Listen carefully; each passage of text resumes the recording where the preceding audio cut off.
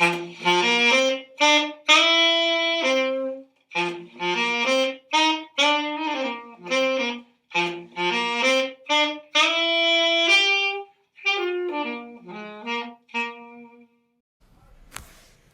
it is Friday the 21st of June. Today we are joined by 4 Year 9s. Would you like to introduce yourselves?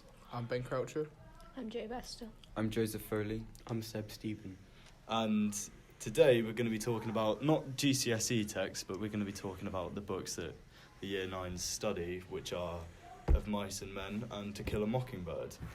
And what we're going to be talking about today is how relevant these books may be seen today and why they should still be read by all generations today.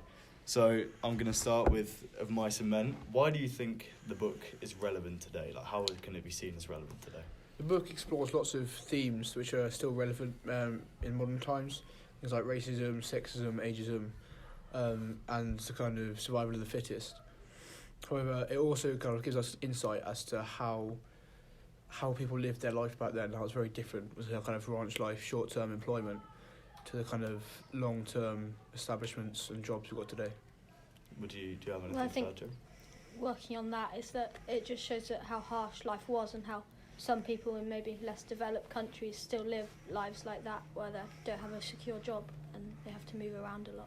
So would you say America at that time is a less developed, may have more parallels to a less sort of third world country that we have today? America at that time with parallels. I think so. Okay, interesting.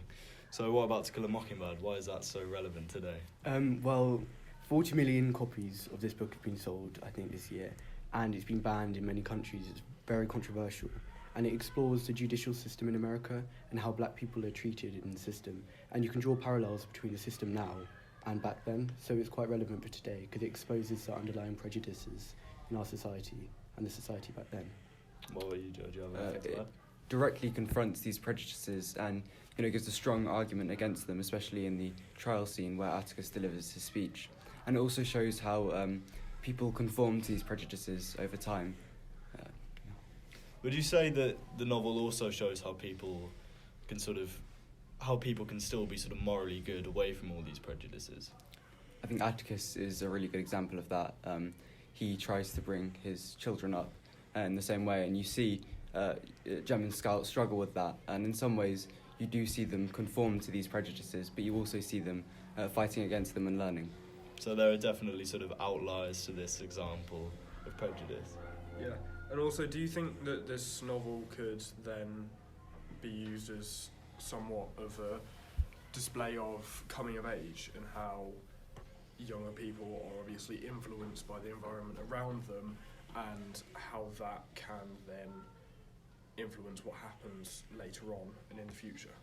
Definitely, because in the novel, the children are taught quite a few life lessons. For example, one of them, which is the title of the book, To Kill a Mockingbird, is about how it's a sin to kill a mockingbird because they don't do anything. However, you can kill other type of birds with your gun, but not a mockingbird because they're innocent creatures. And that's a parallel to Tom Robinson. So it indirectly teaches the children about growing up and combating that kind of prejudice. You also see how Scout, as she grows and matures, she struggles with her identity as a woman in this age, and you see her kind of slowly conform to these prejudices and slowly, no, I'm just a lady, I can't speak out. And I think it's interesting to see how society's prejudices and sexism has affected her as she grows and develops.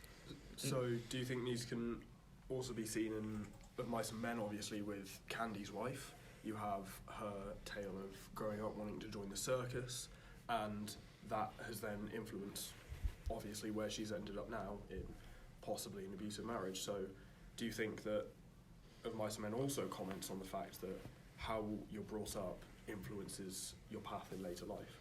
Yeah, in Curly's wife, we do see quite a bit of sexism because she's only ever mentioned as Curly's wife. She's never given a name. It kind of shows kind of objectification she has there. There's also marriage isn't seen as quite such a big a thing. She does say she doesn't actually like Curly that much. She doesn't particularly love him. She did it more as a kind of revenge against her parents. About her mum didn't want her to go off and have big dreams like a man would. So that shows that they're kind of not seen to be able to do as much as men could. So, sorry, go on. I think it's also relevant with Crooks as well, that how he in his room he's got books and he keeps the room nice, and it's clear that he's quite intelligent, but because he was black he wasn't able to fulfil his potential, and he's ended up working on a ranch as a stable buck. So would you say that because of these parallels that are shared in both the books between now and when the books were written and when the books are set during sort of 1920s American Depression era, would that be for you sort of a reason that these books should still be read and listened to now? Like, how important are the messages in these books in today's society, would you say, for both of them? Start with Mice and Men.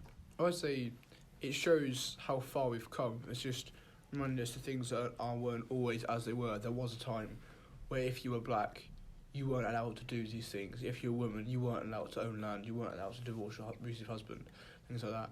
And really shows we can still go forward. We haven't finished yet. We've come a long way. Don't go back, because it wasn't a nice time. Okay. I think that racism is particularly still a problem in America, and a lot of black people are convicted as being criminals when they haven't necessarily committed the crime. And I think this book shows how that, and obviously To Kill a Mockingbird as well, shows how unfair society was and how we're still stuck there a bit as well. What about To Kill a Mockingbird? What would the lessons be that are still relevant today? Well, there's another lesson that gets taught about a woman who is a morphine addict, and she is struggling to get off morphine, and she does so at the end of her life. And even though she is portrayed as a spiteful, horrible old woman, the lesson that is taught is that she is one of the most courageous women out there. So it shows that you shouldn't really, to use a cliche, you shouldn't judge a book by its cover, which is still obviously very useful today. But it reflects on racism as well, with that quote. Yeah, I think especially today we have a growing awareness of sexism, homophobia, racism, and though it is still prevalent in many countries, this book shows the start of this movement against it and this growing awareness, and it demonstrates how far we've come, but also how far we still have to go before we've rid ourselves of these prejudices. Okay.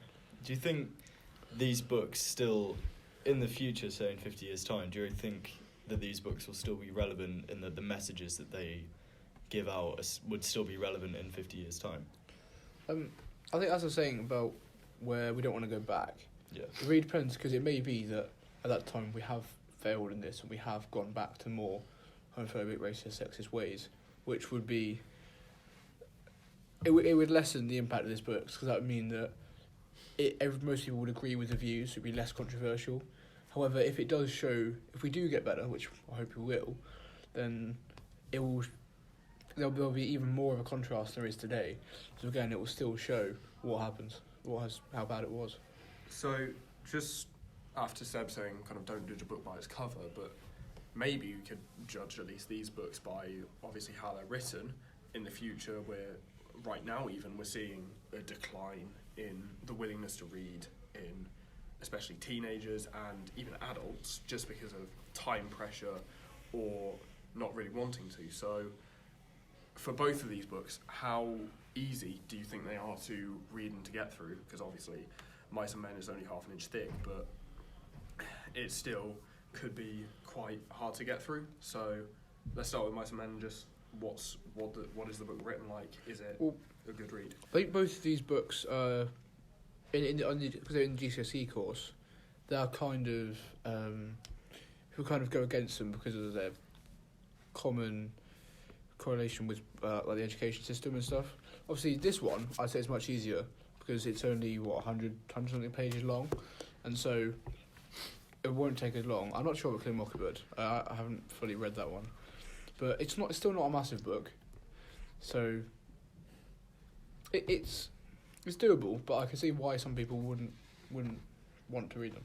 Do you think, sort of going over to Kill a Mockingbird, do you think it's a shame that people may not want to read a sort of classic book like this? Yeah, because it obviously still has relevance today, but also you can't really prejudge it because it's written from the perspective of a child. which means the thoughts and the emotions and the way it's written is quite childish in some places, which means that even a younger person is more able to read it than a book that was written in the perspective of an adult, because it has more complicated ideas in it. So it's still readable as a book. Okay. And it's also relatively fast-paced compared to other, classic novels, which makes it a lot easier to read and a lot more, captivating as a story. Excellent. Right. Does anyone else have anything they want to add to that?